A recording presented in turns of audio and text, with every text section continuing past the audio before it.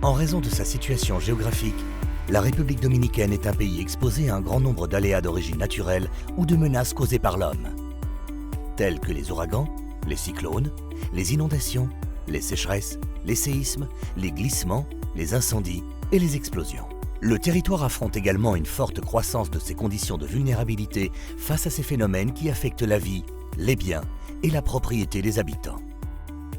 Pour atteindre une gestion adéquate de ces risques au niveau national, provincial et municipal, il faut organiser et maintenir des systèmes efficaces résultant de la relation organisée d'entités publiques et privées engagées dans le travail de prévention, atténuation et réponse face aux désastres. Conscient de cette réalité, le Système national de prévention, atténuation et réponse à travers la Commission nationale d'urgence met en place le SINI, le système d'information national et intégré pour systématiser la connaissance des menaces, des vulnérabilités et des risques, et afin d'évaluer la réactivité des institutions pour agir face à des catastrophes. Cet outil, doté d'un centre moderne de surveillance, dispose de serveurs de dernière génération avec capacité de stocker et traiter de façon centralisée des données géographiques produites par les institutions qui participent au SINI à travers des nœuds d'alimentation. Le ministère de l'Environnement et des Ressources naturelles fournira des informations sur les fleuves, les ruisseaux, les ruisselets, les sols, les incendies forestiers et les zones menacées par les inondations. Ministère de l'Agriculture, Sol, Sécheresse, Géozone. Ministère de l'Éducation, Centres éducatifs, crèches, centres spéciaux, universités. Office national de la météorologie, température, phénomènes météorologiques et hydrométéorologiques, ouragans, tsunamis, précipitations, vent. Centre national de sismologie de l'Université autonome de Santo Domingo, UASD, événements sismiques, épicentre, intensité. Institut cartographique militaire, routes, bâtiments, ponts, lacs, lagunes, eaux ouvertes. Institut national de ressources hydrologiques, niveau des digues, débit des fleuves, données de précipitation. Institut national des eaux potables et des égouts. Aqueduc, station de traitement des eaux, station de pompage.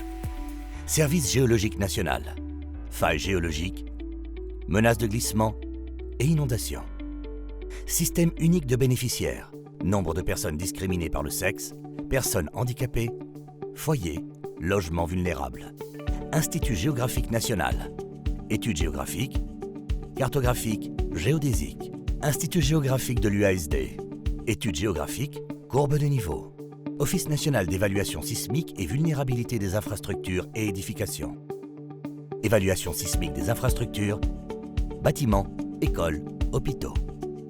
Un personnel technique qualifié de ces organismes travaillera pour enregistrer, systématiser et mettre les données à disposition du système, où les membres qui forment l'équipe interinstitutionnelle des informations globales spatiales évalueront et étudieront ces mêmes données afin de produire des couches tridimensionnelles sur cartes, zones d'intérêt et zones à risque d'inondation, forte intensité sismique, glissement de terre, incendies, auberges, écoles, hôpitaux et leur capacité.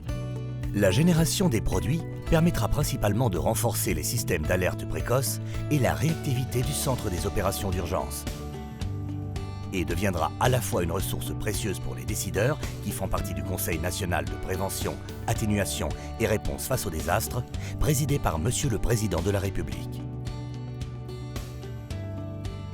En outre, le SINI traitera des données géospatiales, des analyses et des programmes de gestion de risques statistiques, un répertoire de ressources et une bibliothèque virtuelle. Aussi, cet instrument prévoit l'utilisation de systèmes aériens sans pilote, drones et systèmes de localisation mondiale qui seront gérés par une équipe sur le terrain qui se rendra sur les zones prioritaires afin de les survoler et d'assurer l'exactitude des informations fournies. Cet instrument de politique représente un grand pas dans l'engagement du pays dans la réduction du risque de désastre en minimisant les pertes humaines, matérielles, économiques et environnementales. Grâce au support et à la collaboration de la Présidence de la République, Avec des fonds versés par l'Union européenne, à travers le projet Renforcement des structures organisationnelles et fonctionnelles et la gestion des risques de désastres en République dominicaine, en partenariat avec la Direction générale de la coopération multilatérale et à l'aide de la coopération espagnole, le CINI est devenu une réalité.